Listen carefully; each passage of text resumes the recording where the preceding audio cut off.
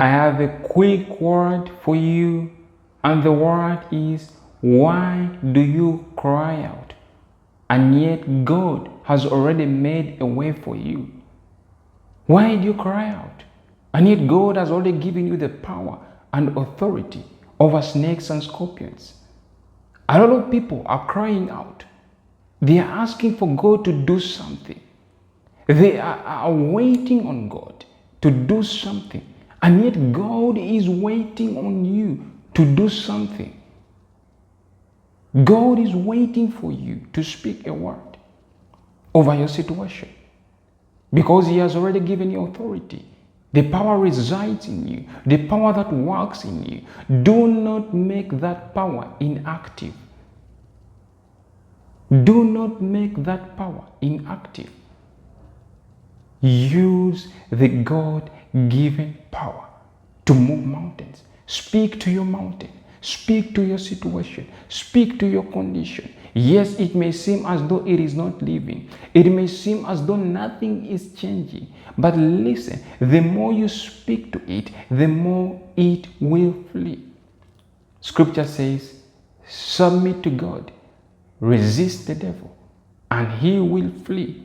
Notice that the scripture says, submit to God. That is the first step. You have to submit to God. Then resist the devil and he will flee. How many times have you resisted him? Yes, you have tried to pray and it may not have worked. But have you added fasting to it?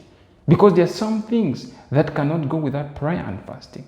Jesus said to his disciples, as they wanted to cast out a certain demon, and they could not cast it out, Jesus told them that this kind can only go by prayer and fasting. It is by prayer and fasting.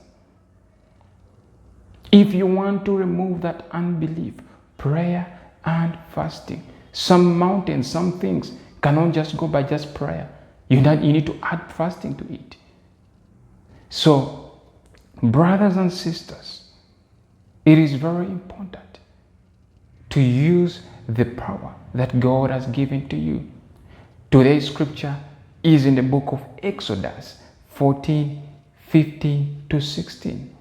Exodus 14:15 to 16. And it reads, and the Lord said to Moses, why do you cry to me?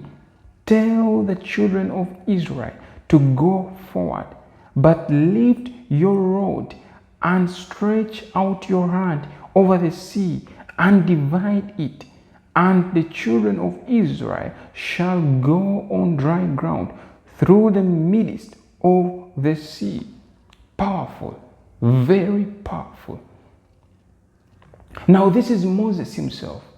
He reached at a point where behind him the Egyptians, the Egyptian army and Pharaoh were coming up against them. They were coming after them. And in front of them, there was a sea, a huge sea. And they were so confused. And Moses began crying out to God. Just like many of you, you are being chased from behind. And in front of you, there is an obstacle. And you are crying out to God. It seems like you are in the middle of a mess, in the middle of the storm, in the middle of the valley, in the midst of fire. And you're crying out to God to come and help you. And God could be telling you, just like He said to Moses, why do you cry out to me? Why do you cry out to me? Now, I love what the scripture says. He said, tell the children of Israel to go forward. Are you able to go forward even when you do not see what is ahead of you, even when there's danger in front of you? Remember, you cannot please God without faith. It is by faith that you please God. Faith is our currency. It is not US dollars. It is not pounds. It is not Japanese yen. It is faith. That is our currency. So you have have to use faith. So instead of crying out to God, use faith and use what you have with you. Because notice what verse 16 says. It says, but lift up your rod and stretch out your hand over the sea and divide it. Notice that Moses had a rod in his hand, and yet he was crying out to God. God had given him something to use. It was just a matter of just lifting up the rod and parting the Red Sea, parting the sea, so that he can move on dry ground. Many of you have been given that power.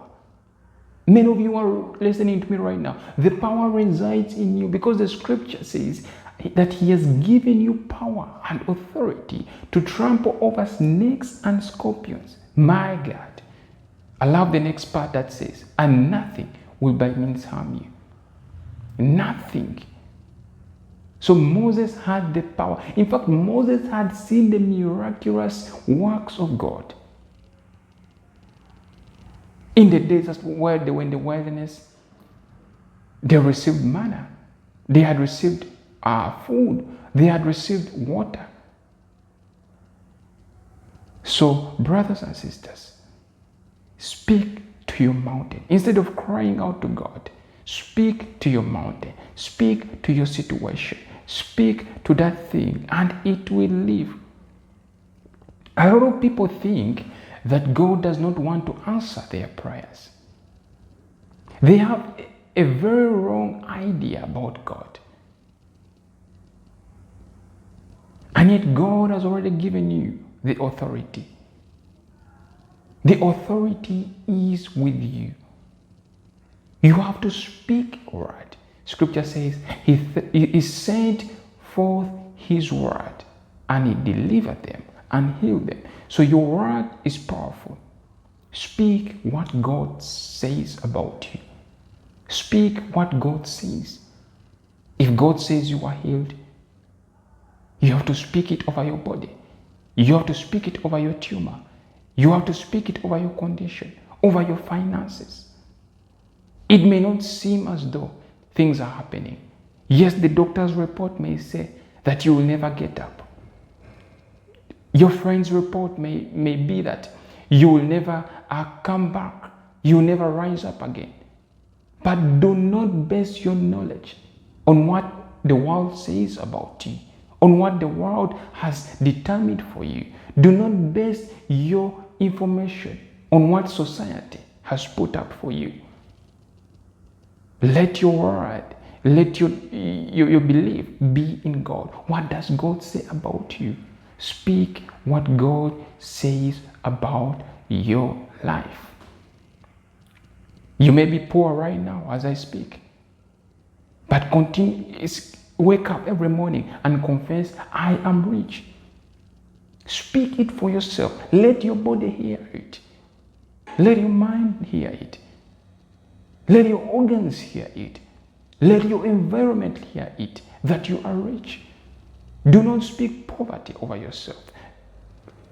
Brothers and sisters, do not act as though God has not blessed you, but speak what God says about you. Well, I am really running out of time, and I have come to the end of this message. Share this message with somebody else. Let them know of this powerful good news. Now, until next time, shalom.